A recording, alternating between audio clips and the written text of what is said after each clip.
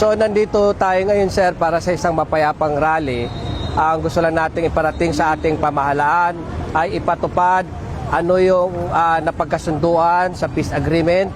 At ito nga ang problema natin ngayon dahil walang chairman ang GPH Implementing Panel. So paano makapag-implement ang anong napagkasunduan sa peace table?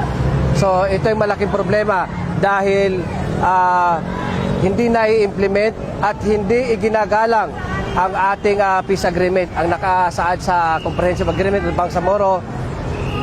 Unang-una, pinalitan po nila ang dapat ay MILF led, sapagkat nakita natin na pinalitan nila si Murad na dapat ay siya ang mamuno ngayon sa transition government.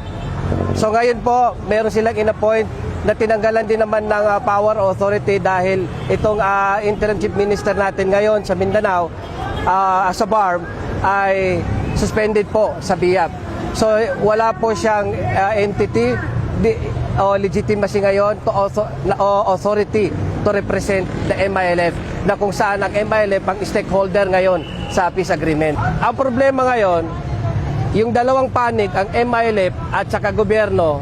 Yung gobyerno, wala pong chairman yung kanilang panel sa peace agreement. Bakit? Nag-resign po yung si General, yung dating chairman na si General Llano. Nag-resign na po noong February. Okay. So ngayon, bakante po yung position yan. So ito yung worry ng Bangsamoro ngayon, yung implementation.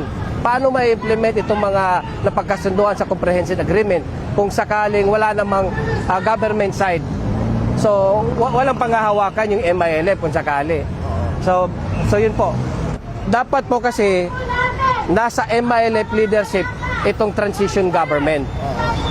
Sapagkat ito po ang napagkasunduan sa Comprehensive Agreement of the Bangsamoro na while transition period, MILF ang mamumuno, MILF ang mamamahala sa BARM hanggat wala pang eleksyon. Pero ngayon, Ito na nga pong problema. Dahil itong chief minister ay suspendido na to sa MILF eh.